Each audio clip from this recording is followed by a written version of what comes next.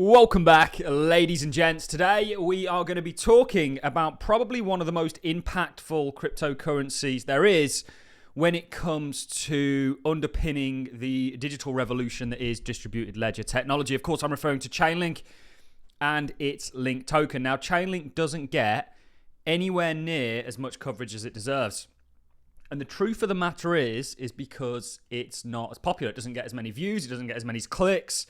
And I ultimately think that's a great shame because it's not always the thing that's popular and gets the most views that is going to offer you the best ROI or is even worth really paying attention to. Chainlink, the fact that people don't understand the gravity that Chainlink brings to this situation is quite frankly unbelievable. And hopefully in this video, we're going to tell you why Chainlink is such a crucial part of the cryptocurrency space.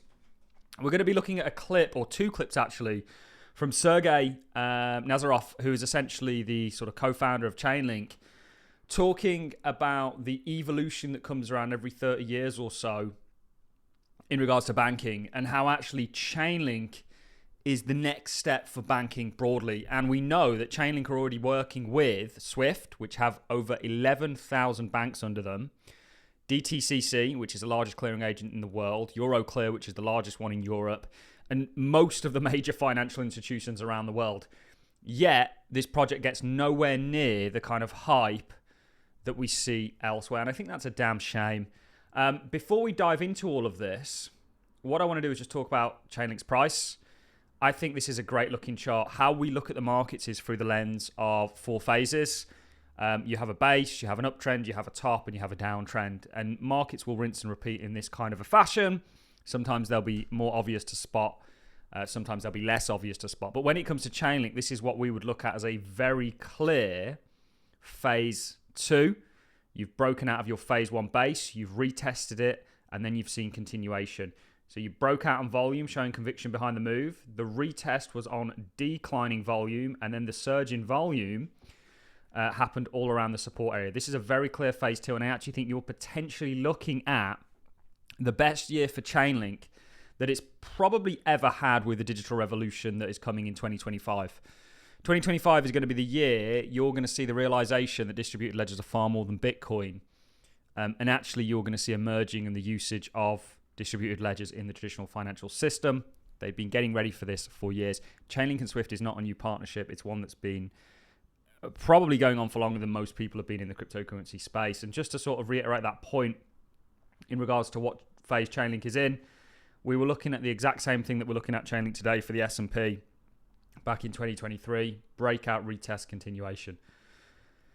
This is the destiny that Chainlink has ahead of it. Let me go to my S&P chart just to show you these side by side because I think it's very useful.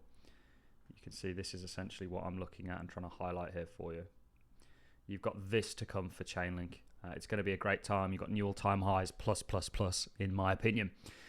So let's talk fundamentally about Chainlink is just such a juggernaut. And this was a recent announcement. This came out a couple of days ago. First, COBOL, or COBOL for short, led to ATMs and digital banking. This is one revolution or renaissance that banking went through. Then the Java runtime environment enabled web-based and mobile banking. Now, Chainlink's runtime environment is bringing banking on chain. Let's go ahead and play a clip of Sergey talking about the kind of steps that finance goes into and then leading us to Chainlink runtime. And then we'll look at another clip of him explaining what Chainlink's runtime, or CRE for short, is. If you look at the history of financial applications, you'll basically see that each economic boom in the financial system is created through the simplification of how to use new technologies. In the 70s, when the first databases appeared, you had the first successful runtime, which was COBOL, simplify interaction with databases, simplify interaction with the first computing systems, successfully creating the first electronic transactions, the first banking transactions in the 70s. This was done by creating a runtime technology, so a low-level computing technology that coordinates various other systems into a single application by running a single piece of code.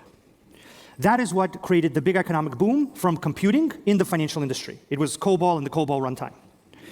Then new technologies emerged, new database technologies, the internet and internet protocols, various languages, and financial systems and financial applications had to evolve to interact with that new complexity, with the new databases, the new languages, and the internet.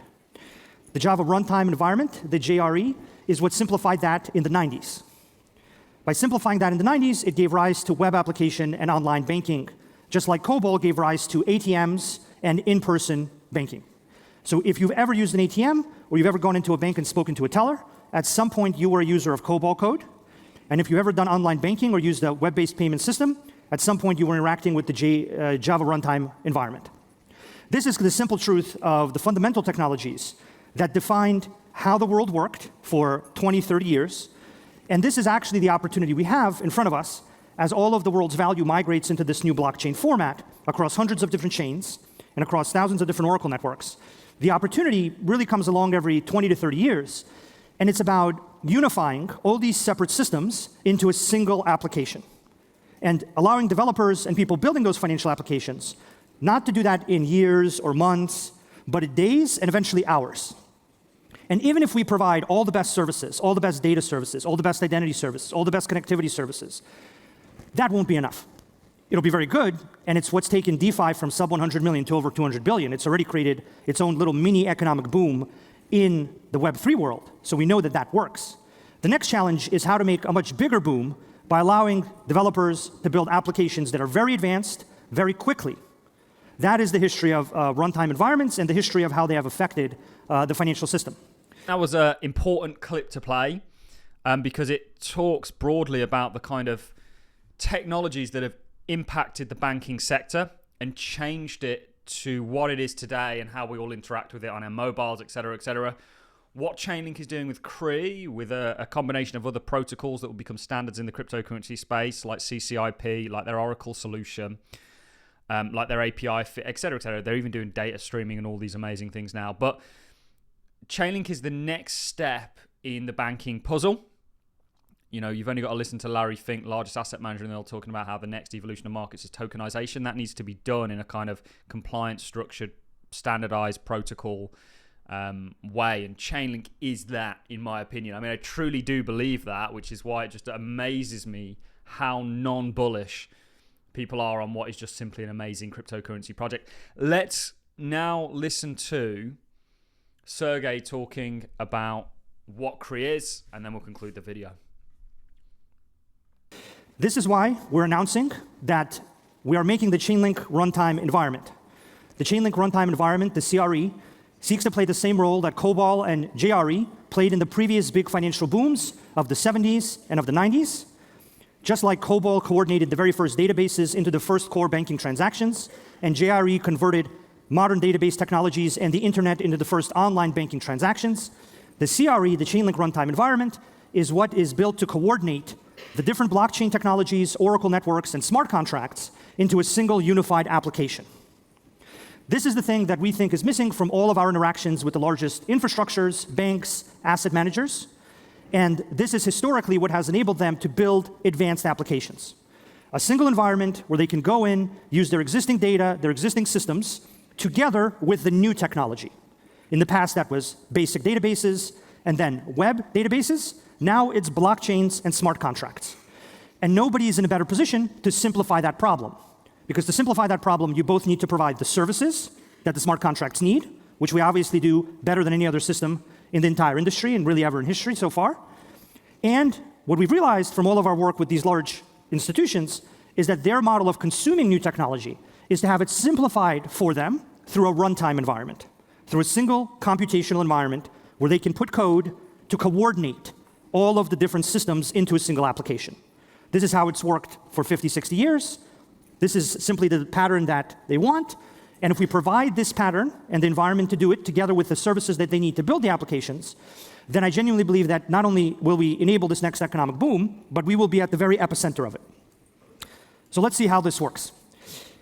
Basically, the CRE accepts existing languages, right now Go and TypeScript with other languages to come, which means that you as an engineer can write a workflow, CRE workflow code, that coordinates multiple existing systems, data APIs, payment systems like Swift, computational resources, AI computations, confidential computations, TEs, all these computing resources, into a single application. And it can unify all of those existing resources with hundreds of blockchains. So while we already make the services, and we're on track to continue to make all the best services for consuming data, payments, identity by smart contracts, we now need to make that easy to consume and to weave into unified smart contracts, the more advanced version of smart contracts. This takes taking the existing systems, data, payments, and compute, and merging it together with blockchains across hundreds of chains. And there has to be an environment that does that coordination. There has to be a place that runs the computation to manage the app, to manage the smart contract across multiple places. That's basically what we are now announcing into early access. And it's what results in a kind of unified smart contract model. There you have it. We've looked at what kind of goes on with banking, and then we've spoken about what CRE is, and why Chainlink, and Chainlink really is playing this role. And this was a great video to do because it shows how it's not just specific to Chainlink and the banks it's working with, but the entire system, as it were, being upgraded via Chainlink. And that makes me nothing short of unbelievably bullish. I hope you guys share that view with me. Remember, it's entirely up to you guys what you choose to do with your own capital and how you choose to invest it. We're not a financial advisor, but certainly when I personally look at the chart for Chainlink, I think it's a beautiful one. I think it's very textbook in regards to the breakout of phase 1 into phase 2, then the retest, and now the continuation, which we've seen play out on many, many charts before. I think we've got a great time ahead of us. I think 2025 could be the best year ever for Chainlink. So that is it from me, ladies and gentlemen. I'm going to love and leave you all on that note. It's been an absolute pleasure. I hope you enjoyed this content as much as I enjoyed presenting it. Like, comment, and subscribes are always appreciated. See you soon.